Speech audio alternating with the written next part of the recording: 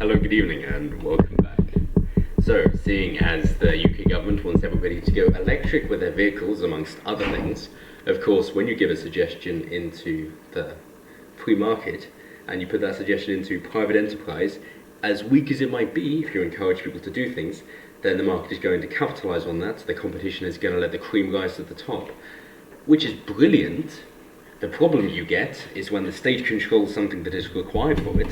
In this case, it is electricity production, and so they can't keep up. Yes, one little suggestion into the free market and the necessity required by the government is not even close to keeping up, resulting in a blackout affecting 1 million Britons last August.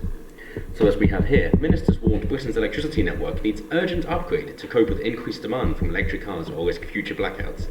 And no, we don't mean 20 years of planning permission and then having to go through China through their debt trap diplomacy just to build Hinkley Point because we need a nuclear reactor. And no, we don't mean having to go through so many different committees and seeing what's supposed to be right, and then what's renewable, what's sustainable, what's going to be okay, what's not going to be applied on the landscape, what's not going to sound awful. We already know the answer is nuclear, so get on with it. Or if you'd rather, just plug the gap initially and then deal with it afterwards.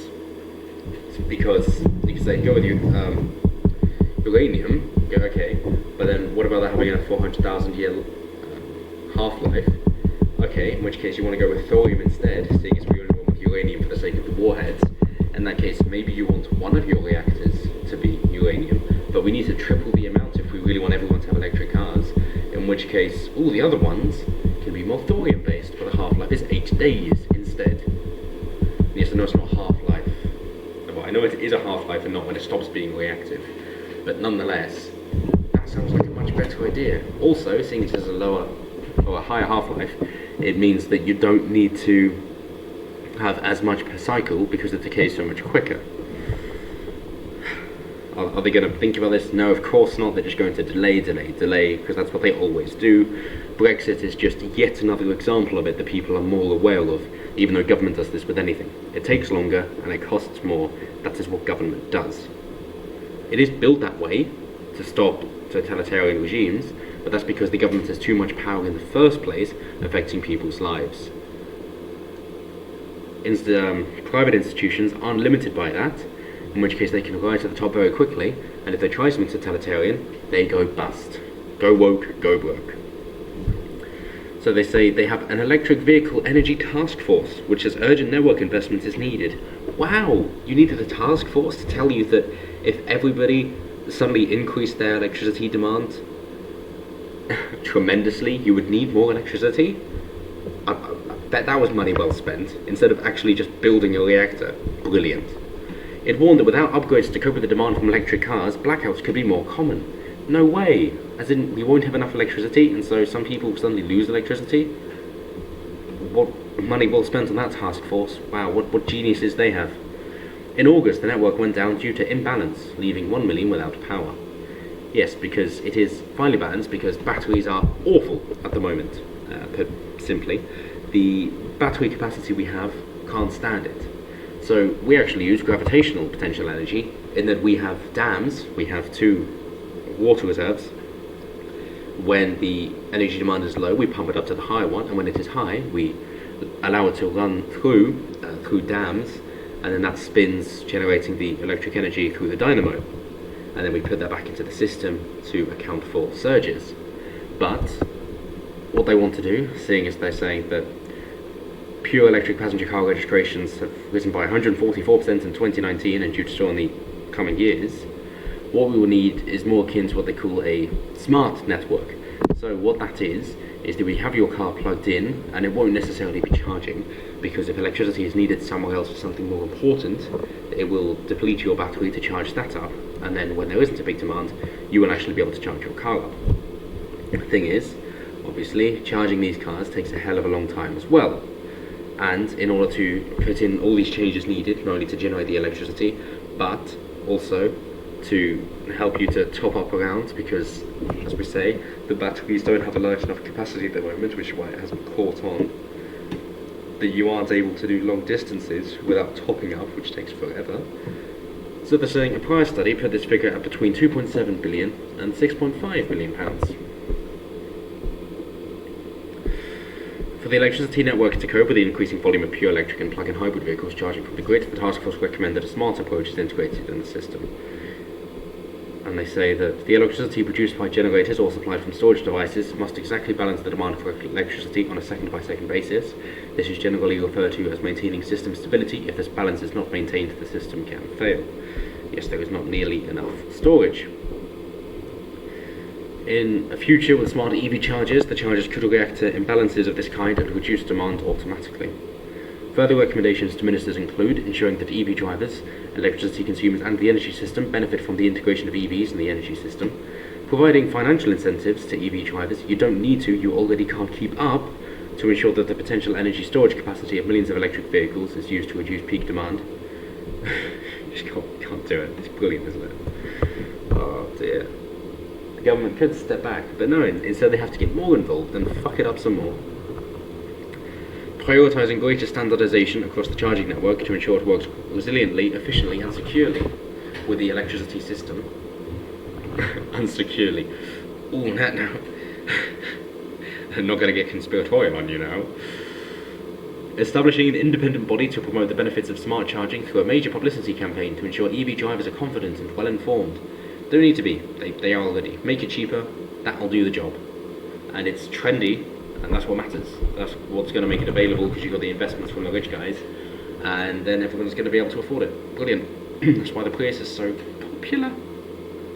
Extending the principle of open data in the energy system to include EV charge points and EVs to allow more effective smart charging of EVs. Coordinating energy and transport planning to ensure we have the right infrastructure in the right place. It takes too long to charge, put simply, and we see the rapid increase from the EVs and percent decrease of diesel as well. In particular, of course, with the hybrids. So moving on. It's also called for the government to help to ensure drivers can make the transition from vehicles that are refueled at the pump to those that can be topped up at the socket. They really don't think people are very intelligent at all, do they? It's great. It's like, oh yeah, so you people who voted us in, we think that you're thick as shit. How reassuring is that? Brilliant. It's all bread and circuses to you, isn't it? So Mike Hawes, chief executive at the motor industry body, said, "We urgently need more supportive policies." No, you don't. You can't keep up as it is. Investment in infrastructure, allow the free markets to do that, because bloody hell there's a lot of money to be made. It won't be difficult. Broader measures to encourage uptake of the latest low and zero emission cars. Zero emission is fucking bullshit, considering it largely depends on how you drive, and also what are you going to do with that battery in particular once the car has gone its course and the battery has run out. What do you mean by zero emission? Because it's bullshit. You just put it somewhere else. And long-term purchase incentives to put the UK at the forefront of this technological shift. That'd be nice. Take us back to the war. He added, industry is playing its part with a raft of exciting new models in 2020 and compelling offers, but consumers will only respond if economic confidence is strong and the technology affordable. And yet it's already increased 147%.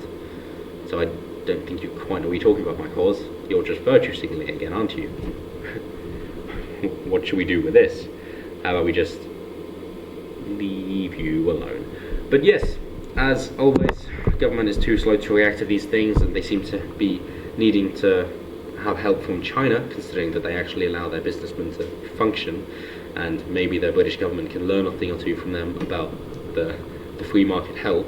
I mean, basically, Hong Kong was able to do it, and did tremendously well because of it. China eventually relinquished them and, oh, okay, yeah, Hong Kong's doing so much better, maybe we should copy them, seeing as they both started off at the same point. Decades later, 72 million dead in China, still starving in farms. In Hong Kong, technological revolution.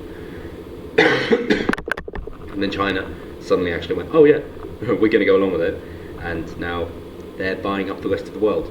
So, case positive that this actually works, so just let the people decide for themselves, invest in what they want to, and this will sort itself out ever so quickly. Hey, even in wartime, the engine that won the war, so it's called, the Merlin, That was a private investment as well. Yes, private, not state funded. So work that one out.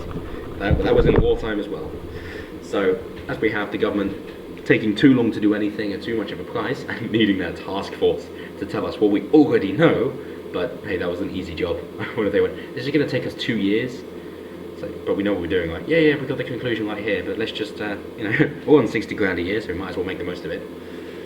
But as always, let me know what you guys think down below. Am I really missing the point? Or do you think, yeah, I mean, electric cars, they got much better acceleration. As soon as we get the battery capacity up, then we're going to be fine. There's not going to be a problem at all. We just need a way to actually make that electricity and have nuclear be accepted by more people, because that is the way of the future. You will not have enough space to get sunlight or wind or water in the UK. It is physically not possible. Yes, every new home should have solar panels on it, even then. But thank you so much for watching, and until next time, have a good one.